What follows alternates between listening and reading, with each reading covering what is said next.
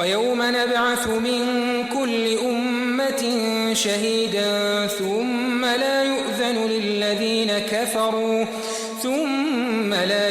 للذين كفروا ولا هم يستعتبون وإذا رأى الذين ظلموا العذاب فلا يخفف عنهم ولا هم ينظرون وإذا رأى الذين أشركوا شركاءهم قالوا ربنا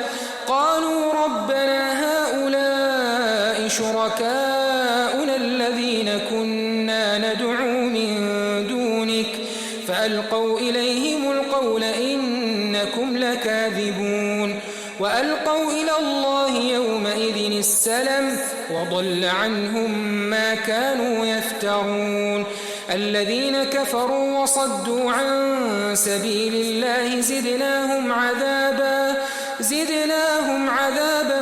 فوق العذاب بما كانوا يفسدون ويوم نبعث في كل أمة شهيدا عليهم من أنفسهم